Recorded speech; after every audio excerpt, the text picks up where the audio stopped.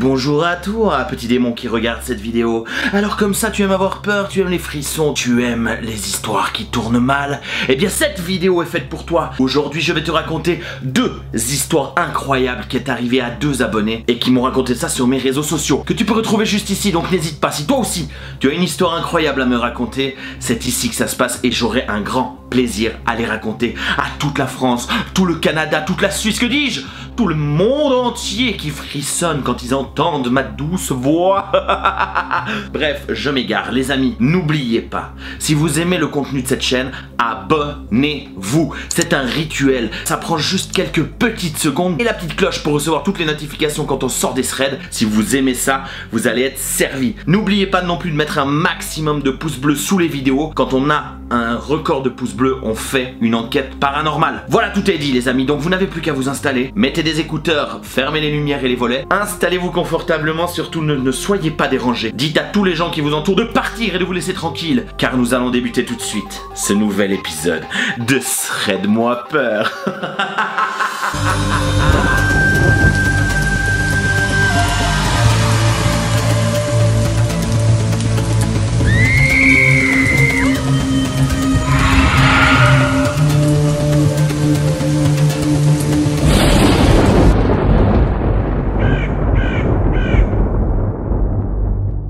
Les amis, première histoire que je vais vous raconter, c'est une histoire terrible, que dis-je, horrible, qui est arrivée à une abonnée qui s'appelle Laura. Laura, elle a 19 ans. Laura, elle aime le tennis et Laura, elle est étudiante. Un jour par semaine, après les cours, Laura, elle se rend à son entraînement de tennis directement après l'école. Comment ça se passe? Elle prend le tram, elle se rend à son tennis et après, elle en a pour une demi-heure de tram pour rentrer chez elle. Tout se passe bien, aucun problème. Ce soir-là, elle s'entraîne, il y a une bonne ambiance, sauf que le cours se termine un petit peu plus tard que prévu et du coup, elle n'a pas trop le temps de se changer, d'aller dans les vestiaires, de prendre une douche, etc. Donc elle rentre en tenue de tennis avec sa jupe, comme les tennis women, elles sont habillées et elle se sent pas très à l'aise dans cette tenue parce que c'est pas une tenue qu'on a l'habitude de voir en ville. Elle se dit qu'elle a une demi-heure de tram à faire, qu'il est tard, tu vois, elle termine aux alentours de 19-20 heures, il y a pas trop de soucis. Donc elle prend son tram, elle s'installe tranquillement. Il faut savoir qu'on est en hiver, ça s'est passé l'hiver dernier, donc il fait nuit très vite et là il faisait vraiment nuit, tu vois. Donc déjà ça rajoute un peu de stress à la situation. Puis là quand elle arrive dans le tram, elle va s'asseoir en face d'un vieux monsieur, enfin un monsieur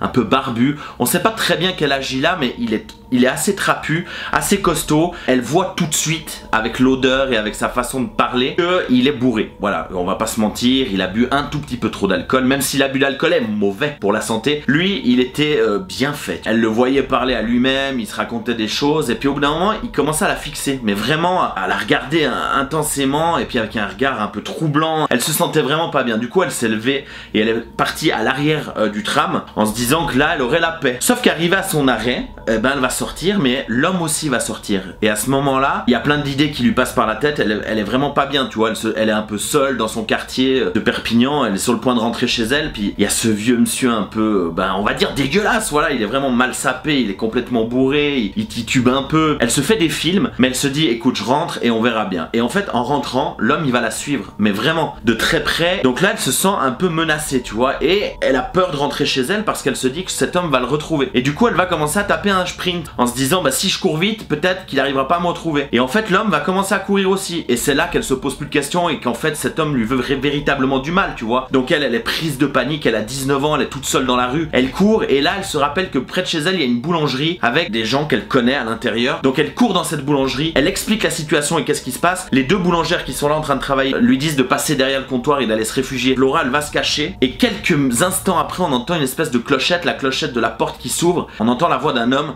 qui s'adresse aux boulangères et qui leur demande, est-ce que vous avez vu passer une fille dans le coin? Laura, elle a le sang qui se glace. Les deux boulangères, évidemment, elles soutiennent Laura et elles vont lui dire que non, elles n'ont rien vu. Il est un peu insistant, mais finalement, il va quand même sortir de l'établissement. Et là, Laura, elle va jeter un œil et elle va voir qu'en fait, il se tient devant la vitrine et qu'il ne part pas de devant cette boulangerie. Elle est complètement stressée, elle sait plus quoi faire, donc elle va appeler son père d'urgence en lui expliquant la situation. Son père, malheureusement, il est en plein travail et il a des choses encore à terminer et du coup, il lui dit qu'il peut pas rentrer tout de suite que peut-être qu'elle se fait des films, qu'elle essaye de rentrer à la maison puis qu'elle fasse quand même très attention, tu vois. Donc Laura, elle va attendre que cet homme disparaisse de devant la vitrine, tu vois, parce qu'au bout d'un moment, bah, il va finir par partir. Il est resté quand même une bonne demi-heure, hein, et même les boulangères, elles ont essayé de sortir pour lui demander de partir, il a pas bougé. Enfin, il était vraiment très insistant, et finalement, il va disparaître. Donc là, Laura, elle voit une opportunité, elle se dit, c'est bon, c'est pour moi, je rentre chez moi. En sortant de la boulangerie, l'homme arrive au même moment, il la surprend et là Laura elle tape le sprint de sa vie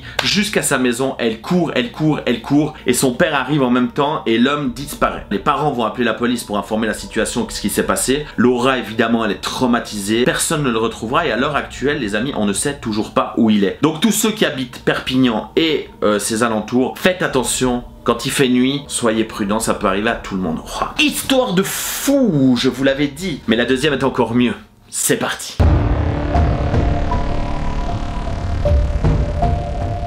La deuxième histoire que je vais vous raconter les amis, c'est l'histoire de Kylian, un autre abonné qui m'a raconté une histoire complètement traumatisante. Une histoire qui lui est arrivée quand il avait 9 ans, donc il était tout petit. Il venait de déménager avec sa famille dans la région de Pau. Donc pas dans Pau principalement, vraiment dans les alentours de Pau. En arrivant vers cette maison, Kylian, il sentait à l'intérieur de lui une sensation de mal-être. Quelque chose qui lui disait, un instinct qui lui disait n'y va pas, c'est pas une bonne idée. Depuis qu'il est arrivé dans cette maison, il a tout le temps cette sensation. Voilà, les enfants ils ont souvent un sixième sens que nous adultes on ne perçoit pas. Kylian il habite avec ses deux parents et ses sœurs. Il est souvent seul dans cette maison parce que ses parents travaillent tard et ses sœurs rentrent plus tard des cours. Donc soit il arrive tout seul à la fin des cours, soit le matin c'est le dernier à partir de la maison parce que tous les autres partent plus tôt, lui il commence à 9 h. Donc, il y a même des matins où il est tellement pas bien que quand tout le monde s'en va de la maison, lui aussi il sort et il attend devant la maison l'heure à laquelle il peut partir pour se rendre à l'école. C'est pour vous dire, hein.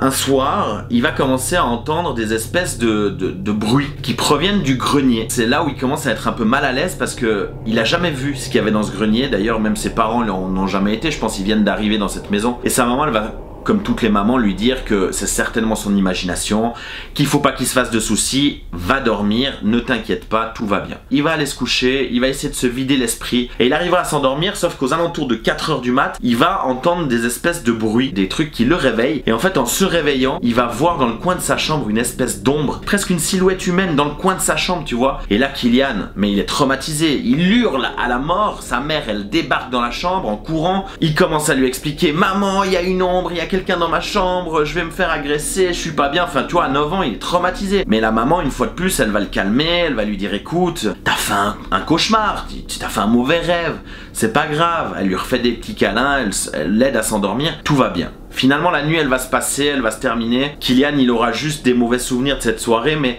sans plus tu vois. Et le soir d'après, les événements vont se reproduire sauf que cette fois c'est aux alentours de 3-4 h du mat qu'il va se réveiller et il entend quelqu'un qui griffe à la porte, tu vois, des bruits de griffes contre la porte. Puis là il se dit bon c'est mon chien qui veut rentrer dans la chambre, je vais ouvrir. Et en fait en ouvrant la porte de sa chambre, il va être complètement paralysé, il y a juste les yeux qui peuvent bouger et là il va vivre un truc incroyable, c'est qu'il va sentir des mains qui se posent fortement sur ses épaules et qui commencent à le presser, mais fortement. Lui, à l'intérieur, il souffre et il a envie d'hurler tout ce qu'il peut, mais il n'arrive pas. Il sent un espèce de chuchotement ou un vent glacial qui lui caresse le visage comme ça. Je vous explique pas la situation de Kylian à 9 ans, je pense que plus jamais il osera dormir tout seul. Et en fait, quelques instants plus tard, cette paralysie, elle va disparaître complètement. Et donc là, il va crier, appeler sa mère, il va lui expliquer ce qui vient de se passer et il va aller dormir avec elle parce que c'est plus possible, il veut plus jamais dormir dans sa chambre. Enfin moi je peux comprendre qu'à 9 ans quand on vit une chose comme ça on est traumatisé. Le lendemain il fait beau, c'est l'été, ils vont à la piscine qui est dans le jardin et là quand il enlève son t-shirt, sa mère elle va émettre un petit cri parce qu'en fait elle va observer sur ses épaules deux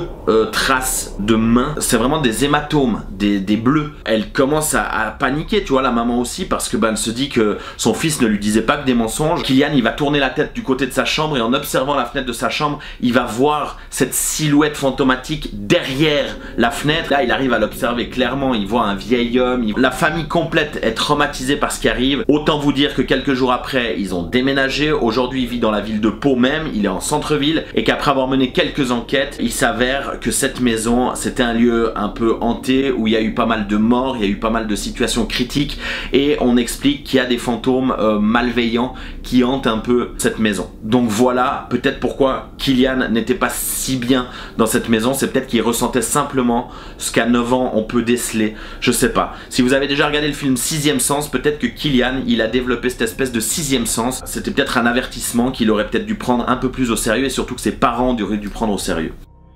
Voilà mes petits démons, j'espère que vous avez kiffé ces deux histoires complètement folles.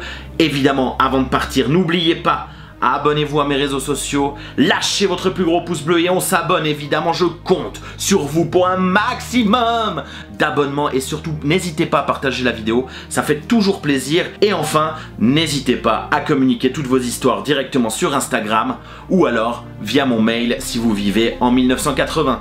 Je vous fais d'énormes bisous, on se retrouve très bientôt pour de nouvelles aventures fantomatiques et cauchemardesques dans un prochain épisode de Shred-moi peur.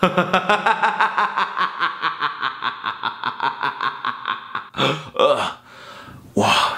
Je pense qu'un jour je vais plus y arriver.